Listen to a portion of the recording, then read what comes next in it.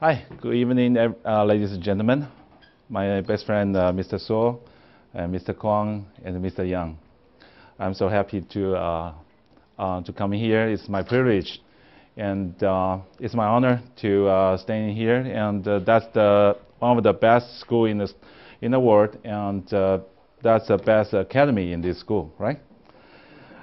Okay. Yeah, innovation or evolution. So everybody come to China, especially stepping in the Beijing. So most of my friends, especially if they do architect, and they come to Beijing, and they got astonished because they feel like it's just like a sandbox, like a dreamland. Do you have ever watched a movie called Inception? Just like you step into a dream, because all those buildings, just like the new building of the CCTV, so it looks like just like a man just standing there, and all those imaginations. So I told them that's the best part of China, because it's an ancient country for like a 5,000 years culture, but right now there's full of those. They are so vigorous, and they are so power of those creativities, and they are brave enough dare to try. Well, dare to try is a good thing or bad. We can say that's an innovation, or that create more chaos. Okay, that's today. Let's share the night to have some discussion. And for me, I'm not native Beijinger, and actually I spent like 10 years in Beijing, so I know something about the finance, especially the market here. So maybe I probably wrong on some point. I wish you can just maybe raise your hand, interrupt me anytime. We can have a discussion, and I appreciate that. Okay, about me. Yeah. Oh, I'm sorry. Okay, my last name Jia. Jia is mean of a merchant. Okay. Well, and I born in 1969, and in Hsinchu. Hsinchu is famous by the wind city. And actually, right now, in the past 20 years, that's most famous by their semiconductor industry. If you search this city, you can see there also a Tsinghua University there, Chiao Tung University, and also the most of the important of the foundry for Intel, AMD, and those Qualcomm, those semiconductor, the warehouse, those semiconductor designers, they OEM their product in my hometown. But unfortunately, not only they not only bring the profit, also the pollution, the terrible pollution. So TSMC, UNC, D-Link, and more, maybe some of the brand you're familiar with, and actually like Logitech, and 10 years ago, they're still producing there. I studied in Chongyang Christian University, and my major, I had two majors. One is physics. Then actually, to be honest to every one of you, I dropped that, because after the engineering mathematics, I gave up. I gave up for that part. So I just transferred to industrial engineering. For any reason, because that's easier to pass. So I can do whatever I want. So actually, I appreciate that experiences for physics, to make me have the opportunity to see through all the detail, and to find the principle and the theory of the things operation. And the industrial engineering, to make me have the more systematic thinking ways and more logical thinking. So I appreciate for that. And also, I also granted the honor of the guest professor of the Central University of Finance and Economics since 2009, and also be the mentor for the couple of those graduate school students. And since 1999, I immigrated to the stateside, and I have a wife, two boys, and a cat. Cat is important for me. That's my family. Yeah.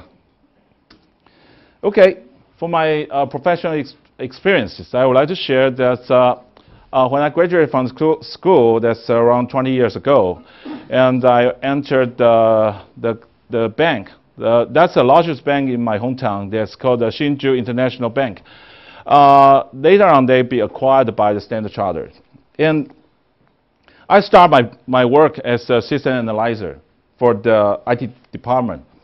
So for me, they feel like most of my colleagues, they feel like so threatened for them because I bring something strange for them. Because at that time, everything is doing like a mainframe. And the hard drive, okay, like this big, like 4 gig hard drive, no kidding. And that costs like 2 million NT dollar, like 60,000 something, 600,000 US dollar. So I think that that's ridiculous because at that time, even 20 years ago, we can just buy a smaller hard drive, like a PC standard, and the price is cheaper. And the terminal, like this, not as fancy like that. The monochrome, it's black and white things, and costs like 10,000 US dollars at that time. I said we don't have to. Okay, sorry, 100,000, 10,000 US dollars at that time. So I think that we should not spend that expensive money on those equipment things.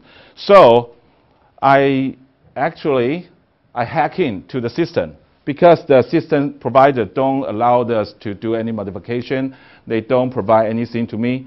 So I use my own hobby. I just use my off time, and then I hack into the system and break through and find out the way and write down some small source code, put in the system so I can download everything from the mainframe and to the PC and do those some so-called offline work, so that we be available to do something, the work, which I spent like another 5 years as the special assistant of the president. And then because I can manipulate those data, I can handle that and generate the reports which the business department, they really require to evaluate their performance and their clients. So that's one of the interesting things for me to do, like when I was 20-something. And the good thing is I do appreciate my president that didn't put me in jail, because for the legal wise, that's prohibited for the most of the bank to hack in the system. But at that time, I did that job. But what the bank get? Guess what? Without those call centers, since internet banking in 20 years ago, this bank will be closed, will cease the business, will bankrupt, and no any chance to be acquired by Standard Chartered. So after that, yes, my chairman we will still be good friends, and then that's one of the I would say the milestone for myself. I think that's to give me more confidence to do whatever I think that's right. Okay, after I immigrated to the stateside, I started my first job in Silicon Valley. And then that's year 2000, and Youku.com, Asia Wires are no longer existing. Actually, they are the subsidiaries of Acer Group. So at that time, the reason why I only spent a couple of months is because that's the internet bubble burst, and in Silicon Valley at that time, the whole economics just collapsed at that time. So I moved to the Los Angeles. Okay, Southern California with sunshine and a very good weather, everything. And then I joined the ACG Consulting. The reason why I didn't get back to the financial sector, but I love financial sector so much, but I'll be honest that I need my paper. I need my green card. So I just joined this company, and I just spent like 6 months study. So I got a pass for all the credentials for those the Unix system, the HP, Sun Micro, IBM, Linux, and also the DBA for the Oracle. I use that background to make good money. That's my, what you say, the first bucket of the gold for myself. So that's a good job to let me have a very good income, and I have a chance to do business with Warner Brothers, Paramount, those are movie maker, Baxter Immuno, that's a very big pharmaceutical company in the world, and Mesrich and Westfield, that's a real estate, and also for the fashion company. And then after that, I got my paper. I also do the very short time, 2 years in Microtechnology Concept. That's a very small, that's a smaller company, but they are doing some cutting-edge technologies. Because well, I was still young at that time, and I just cannot resist the opportunity to handle the world first, the AMD 64-bit CPU platform, and I designed that chip. I designed the heat solution, and I bring the system by myself to deliver to U.S. Air Force, and I also leave my name on the top 500 computing. At that time, our system reached the number 5 of the world for the fastest computing. That's the year 2004. And also, we also joined with the design of the Google server farm. So that's my background for the information technology. And then after that, I finally have the opportunity to come back to the investment banking. E-Tech Securities is not a big one for the worldwide, but at that time it was the biggest Chinese-owned, and the focus on the China market. And then I was there, director of China operation, and also the managing director after that. And then our major projects, and year 2006, we bring Carlyle.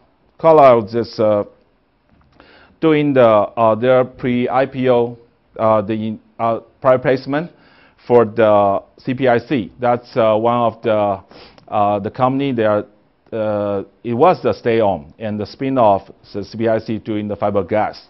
And the Juice Group in Zhejiang, we bring the Goldman Sachs and $110 million US. And then that's 2007, I believe. And then Songhe Winery, that's later on. And then C Group put $50 million US, do private placement as well. Amcino, that's a small one. And then something, the big number shows here, 2 billion. What's that? YHI, this listed company in the, from Taiwan, and they have 2 operation sites, one in Suzhou and the other in Dongguan.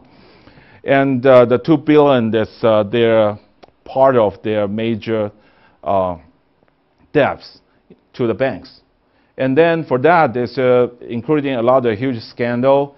And I be there, the bankruptcy administrator, and be appointed by the local banks in here in China, so that I have this opportunity to dig out all those tough situations. Because for myself, yes, I be part of America, but I represent an American company, but my client is a Taiwanese company. But I need to tell the China government says what's going on and how to fix this problem.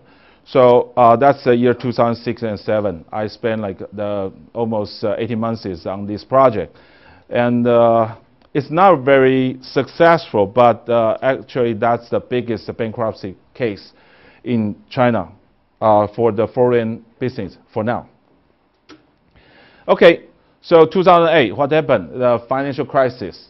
So after that, the E-Tech Securities just withdraw their operation to Hong Kong.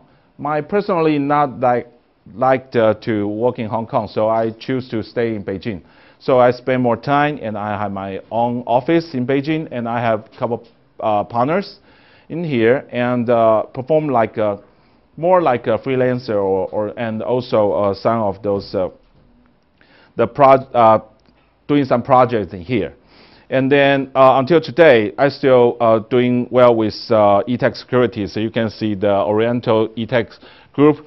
And I'm still on their board as the managing director. And I also, we are working on mine projects in Laos and Vietnam.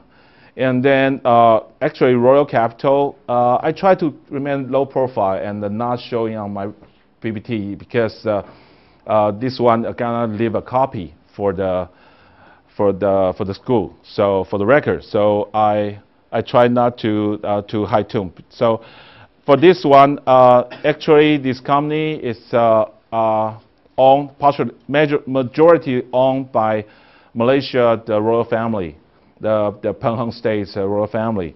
And then I do as their managing partners. We do a couple of the projects and also the oil bunkering things in Singapore. I was in Singapore last weekend I was there. That's a very good business. So if you're interested about that, we can talk about that after my speech though. And what's the honor? I just acquired this company 2 weeks ago. That's a US listed company, and be appointed as their CEO.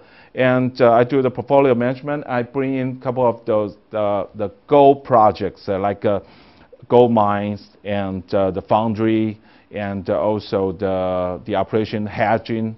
So we bring all those projects onto this platform to the worthy honor. Power One, that's a small capital, and we do some investment projects. Like we have some e-commerce projects on this platform. So that's what I've been doing that. Okay, about my living style, that's miserable. Okay, my principle is I always has a better way. So that's what I learned from the industrial engineering. So we always challenge myself. Is it possible we can have a better way for anything? If I have time, I have resources, and I'll do that. And I never give up. So I always persuade. So everybody who know me, you know, I will just do it. So until the end of the day, I will still pursue it. And then I believe in God. That's religion support me to go that far. So I thank my God.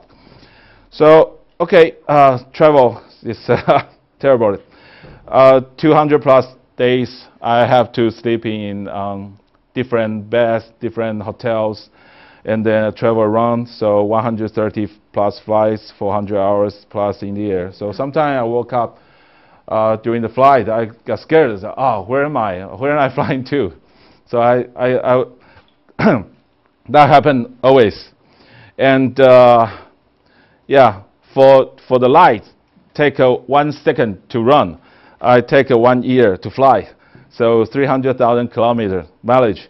To support me, it's I be the Star Alliance and the SkyTeam, the two major flight groups, super VIP for the flight. Well, is that necessary? Sometimes tell you some secrets. Sometimes for me, that's the best chance to fly because I need sleep. Usually I only sleep like 3 or 4 hours a day since like 20 years ago, and then because there's no signal there. So if you call me, if it's not reachable, okay, I definitely not on the flight. And then something for our business, we cannot rely on talking on the phone. No, people are listening. We cannot rely on the WeChat. No, people are looking. So I'd better to fly over here and tell Mr. So, okay, please do this, to that for me, and then thank you very much, bye, and then I fly back. So sometimes I have to. So especially dealing with those listed company, so we don't take risk.